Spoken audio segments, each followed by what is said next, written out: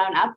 In case this is the first time you're joining us, I'm Nama Blonder. I'm an architect and urban planner with Smart Density. My co-host and dear friend is Lirat Kligman, the co-founder of the Yorkville team, residential and commercial sales team in Toronto. We started this webinar series about 9 months ago in order to get a chance, an opportunity to ask the founders of the most successful companies in Toronto today some questions that we usually don't get a chance to ask. And we realized that if we find them interesting, you probably would do too. Lirat, please introduce our very special guest today. Yes, with pleasure. So it's our privilege to be joined today by Mr. Jon Love, CEO of Kingsett Capital. I'm just going to give a short bio. So Jon is the founder and CEO of Kingsett Capital, Canada's leading private equity real estate investment company. Founded in 2002, Kingsett has raised $12.3 billion of equity for its growth, income, urban, mortgage, and affordable housing strategies, while owning interests in a $19 billion portfolio of assets. Jon was formerly president and CEO of Oxford Properties Group and serves on the board of directors of the Chief Executives Organization and is a member of the Order of Canada. So I'm sure I'm leaving a lot more out, but we want to give more time for you to be able to speak. So Jon, thank you so much for joining us today.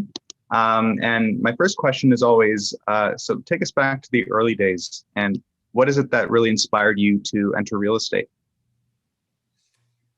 Well, back to the early days, after graduating from University Western, I ended up taking a role as a retail stockbroker with what is now Scotia McLeod. And in the first half of my 20s, did that, and it was a wonderful experience and taught me how to communicate with other people, almost all of whom knew more about the stock market than I did.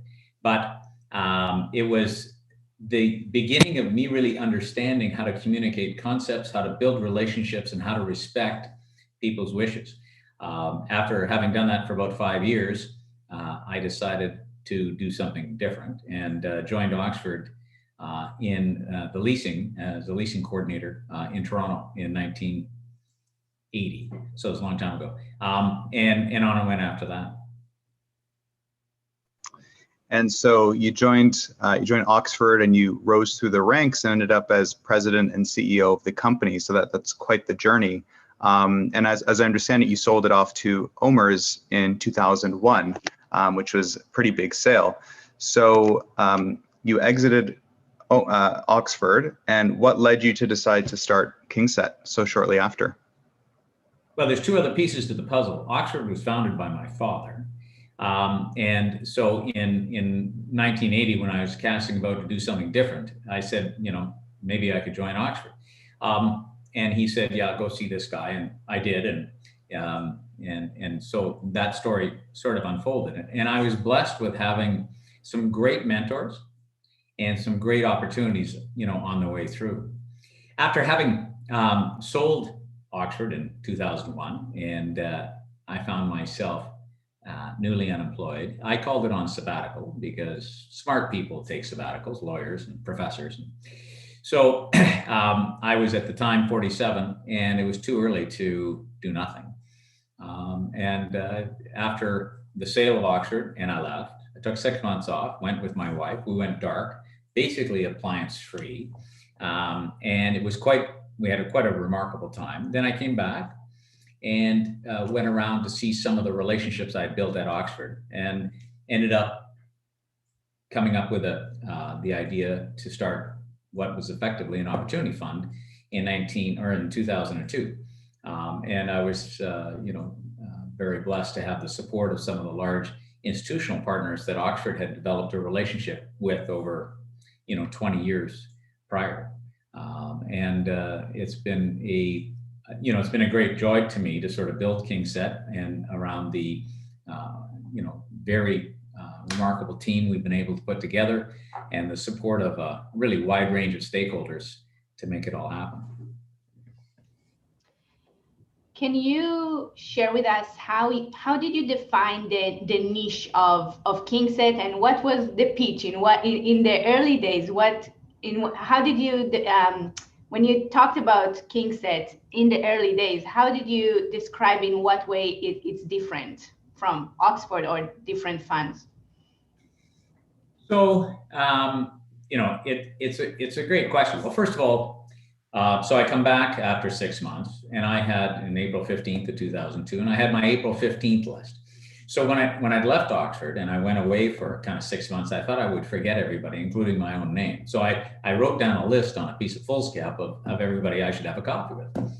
So to have a coffee, and this gives rise to the name, it was originally King Street, then Kingsett, was I had two coffee shops, one on either side of King Street. Now, the reason you have to have two coffee shops is you can't look like you're loitering in a coffee shop. So I would go across the street back and forth to have different meetings. I'd put on my coat, I would tip the waitress and say, make sure you never say to me, would you like another coffee? I always have to be a stranger because you don't want to look like you're loitering.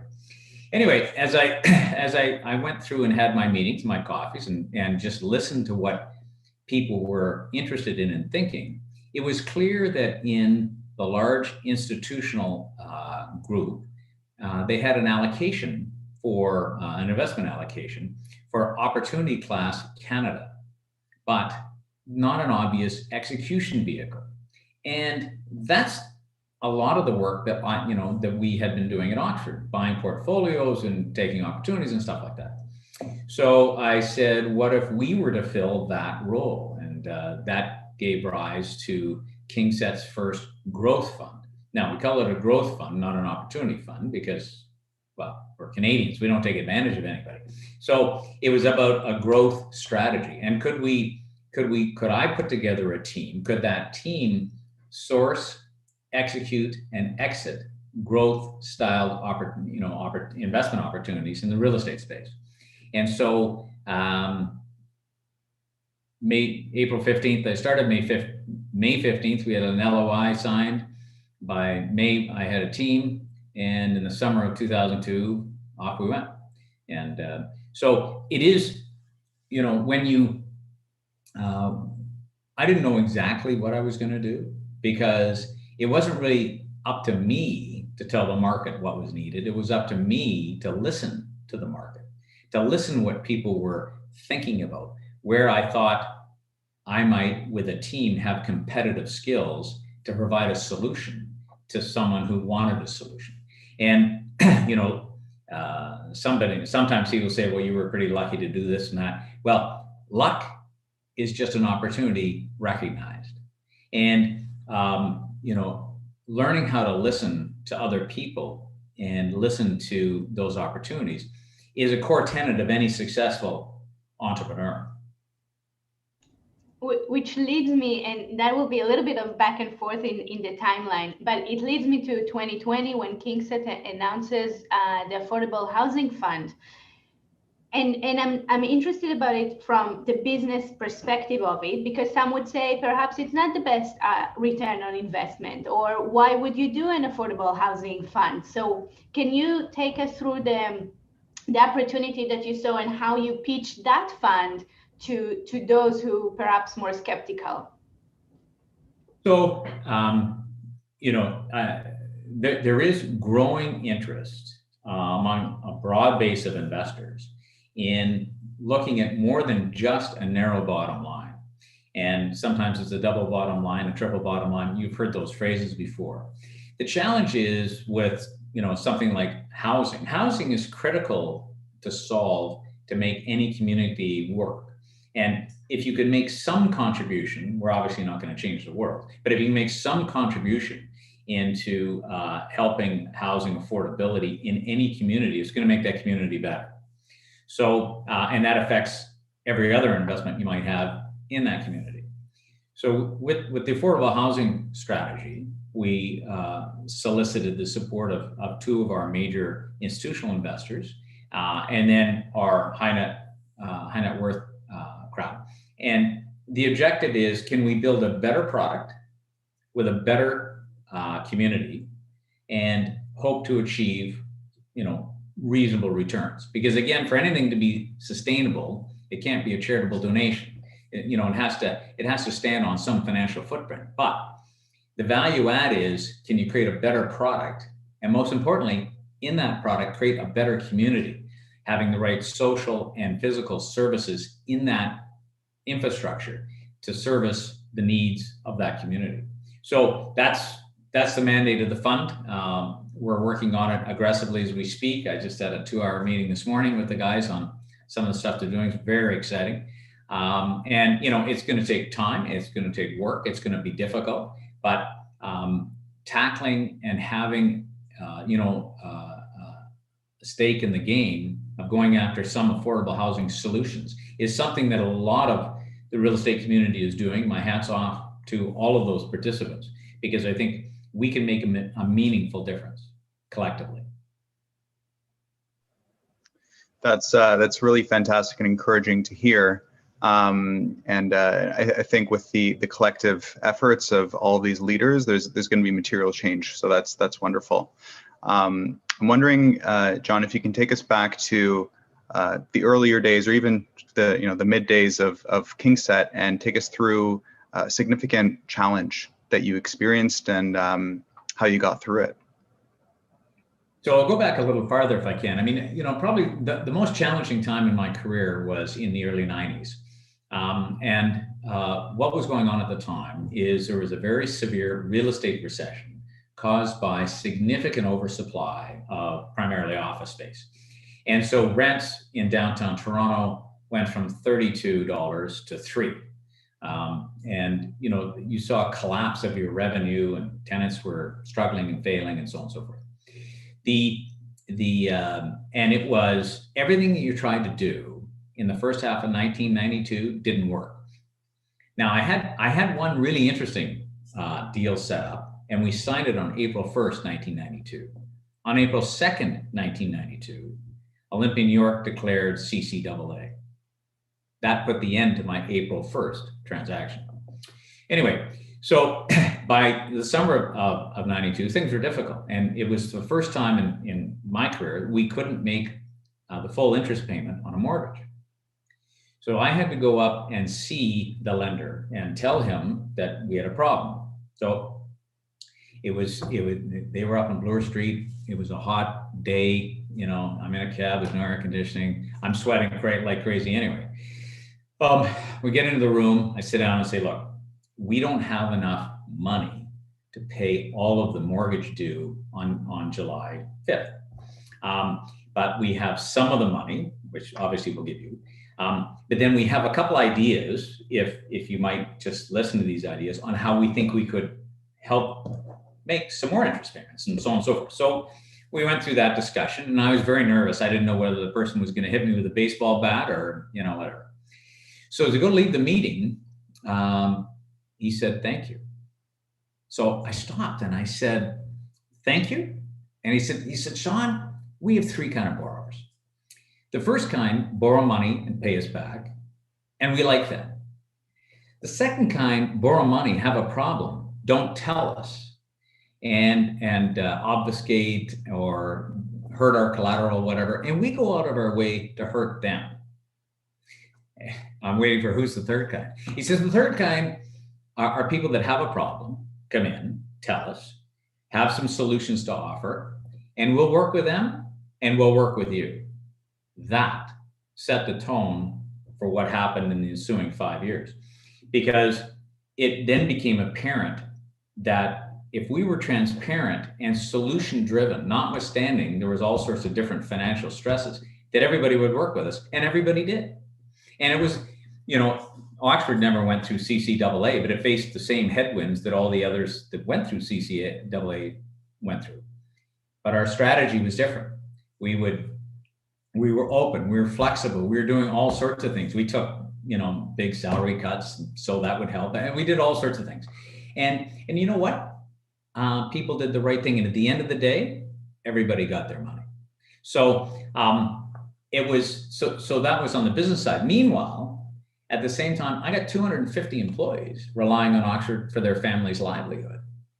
And they are understandably nervous because they see Cadillac goes CCAA, Trizac CCAA, Bram Ali, and so on. There's all sorts of stories of people getting laid off without severance and all this stuff. And so, I had to say, how do how do I be open and have a plan and inspire people to come to work every day to do their best work through this very difficult time.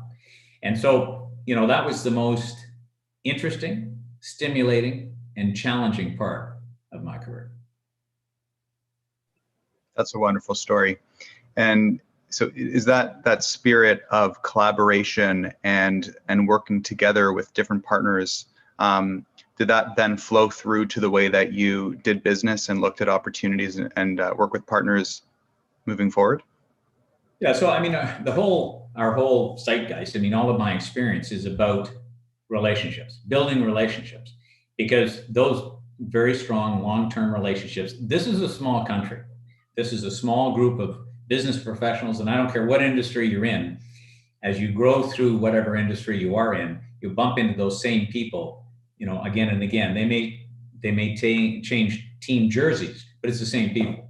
So building relationships is fundamental, and relationships are built on respect, trust, transparency, integrity, and it's those core values that are so fundamental. And if I could offer advice to any young person, I'd say think about your values, define your values, and remember, doing the right thing is always the right thing.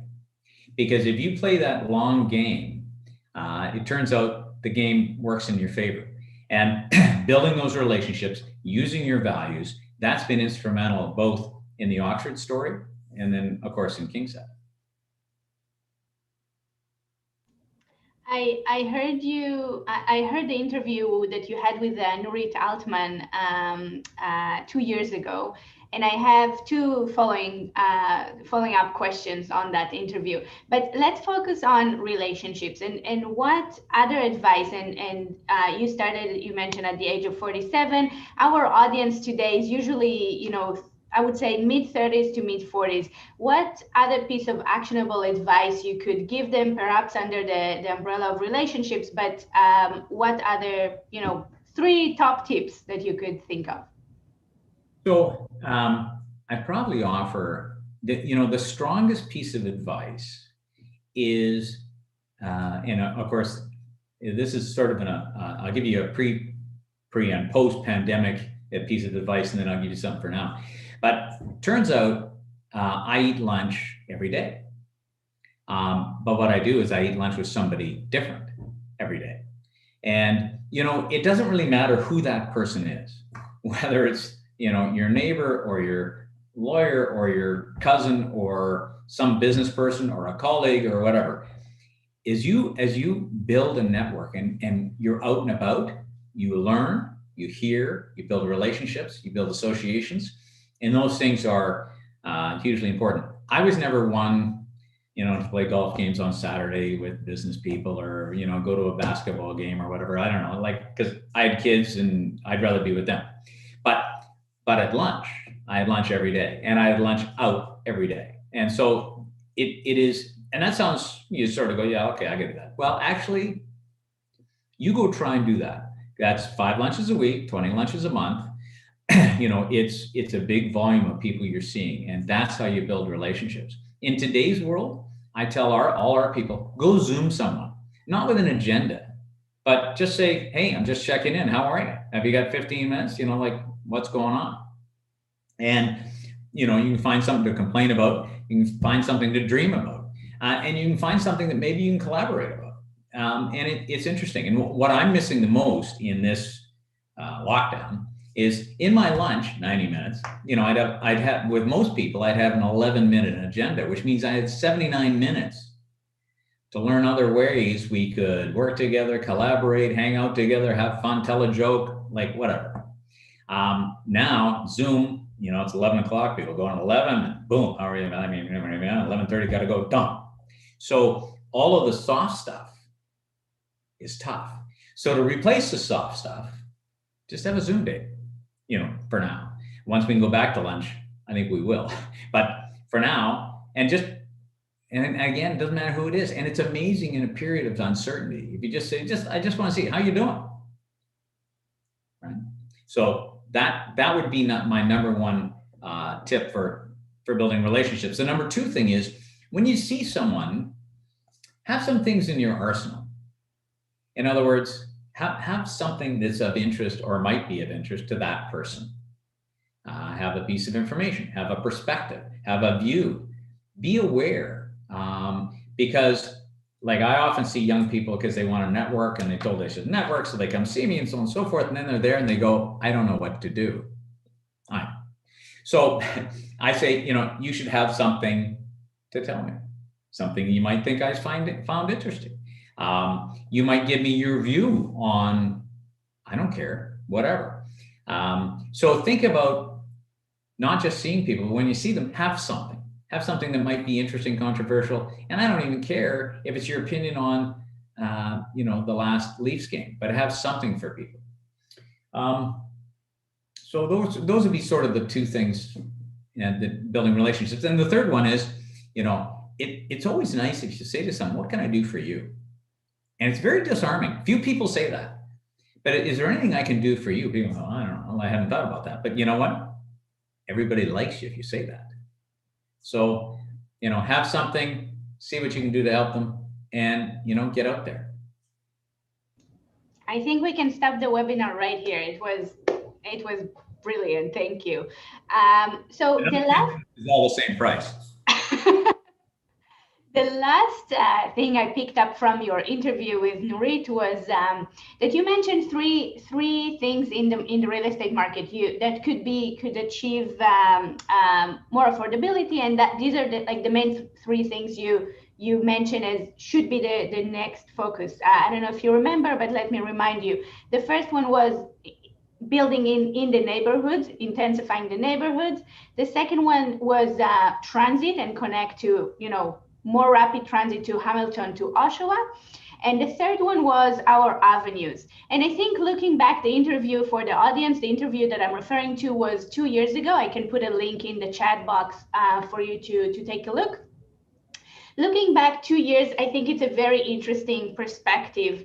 But from, looking at it as business opportunities and what is changing in the city, what advice would you give our audience that is looking for, real estate business opportunities in that either these three aspects or different aspects?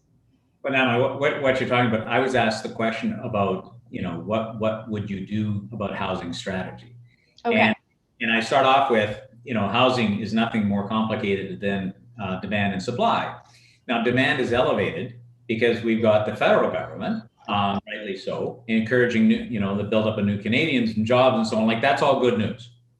But one of the side effects is you have to say where we're going to house all those people. And this is what we're going to see once the pandemic cools down, right? Because, the federal government is again going to pursue a 400,000 person a year immigration target. 40% of those people will come to Toronto, or typically have. That's 160,000 people a year. Just think of 3 Rogers stadiums a year and you got to house them. So the only way you can figure that out is to increase supply. Well, the way to increase supply, is to do 3 things. Number one, by increasing regional transit, trains to Hamilton, to Barrie, to Oshawa. And when I say trains, more trains, rapid trains, all those sorts of things, that allows that supply to come into the market.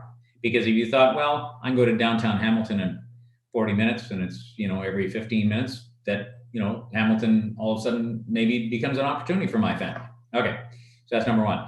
Number two is that with all of the transit that's under construction in the GTA today, of which there's a lot, we have to be zoning for relatively high density for those stops today to get the housing built, so the housing's ready when the stop's ready.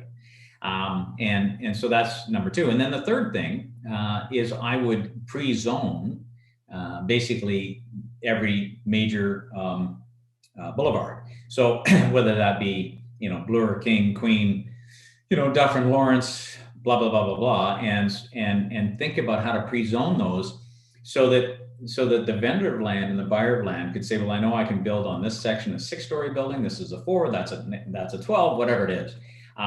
And so that those things can be moved into production faster, because at the moment, as most people know, if you buy a piece of land, it's 3 to 4 years before you can put a shovel in the ground. It might be 2 years to build what you've got. So the lead lag is untenable.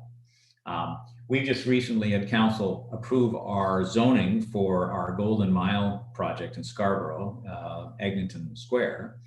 But this is the end of a 4-year journey. Now, all we have is a zoning.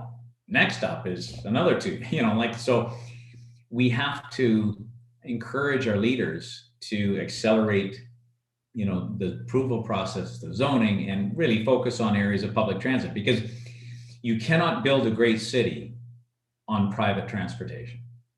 It's got to be on public transportation. I live on Bloor Street and I take the subway. I don't take the subway because I can't afford a car. I take the subway because it's more convenient for me.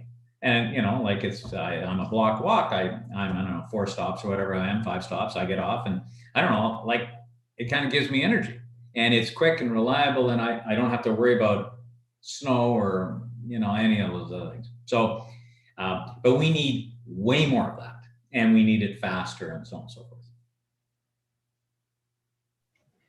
That's great. So we're nearing the end of the webinar. And I want to round it off by switching gears a little bit and asking you about an area that I know you're passionate about, personal development. And just would be great if you could speak a little bit about what drives you personally to constantly get better and to keep learning and stay on top of your game. So I think I tend to be just a curious person, and curiosity is quite a driver. Everything to do with technology is curious, because you have to learn how things work, and and they're always different and always migrating and so on and so forth. And I find that interesting. So, and it's an interesting trait that I try to think about when interviewing or hiring someone is, do I think that person is, competent? I don't know. Curious? That's more interesting, because life is a journey, and it's always different. And I find it always interesting. I'm a glass half full guy. Do I like lockdowns, being in prison, all that stuff? No. Am I going to let that drive me crazy? No, I got to move on to other things. So how do you cope and live and survive and so on in sort of the world of the moment? And I think I've been blessed with being faced with lots of interesting challenges along the way. And I've always worked and focused on having a team. And because it's really the team that gives me the personal strength, to kind of move forward, because we share an idea, we meld it, we, move it around and end up with something that everybody's on side with and executable, and then away you go.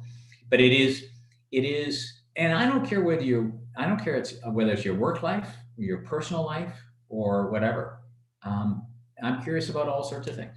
And to me, people say, are you going to retire one day? And I say, well, the dirty secret is I've never worked, because I enjoy what I do. And then I correct myself and I say, you know what, that's not right. Between first and second year university, I worked for PCL as a laborer in the Edmonton airport. And let me tell you, that was tough work. And those guys worked hard. And I've always had great respect for people that carry a tool, because, they really do a job and they work hard. And I think those of us that are blessed to be able to use intellectual skills do that, and, have some creativity, build some relationships, use your values, and try to make people around you, or try to help solve problems for people around you. And life actually works out pretty well. That's great insight. Thank you so much. All right. Well, on behalf of our community, thank you so much, Jon, for joining us today and generously donating your time. I got so much insight and great tips from this session. So that's wonderful. And before we let everyone go, we just want to give Jon a big thank you. We have a private sessions called the Insider Circle following this webinar, where we auctioned off 4 tickets for people to sit down and have a one-on-one private session with Jon. And we ended up raising fantastic $3,120, with all proceeds going to the Multiple Sclerosis Scientific Research Foundation, which is near and dear to Jon's heart. So thank you once again. Thank you everyone for joining us today. We're going to be taking a bit of a short spring break, We'll be back in June. We'll be in touch with all of you with our next exciting webinar. So thank you and see you next time.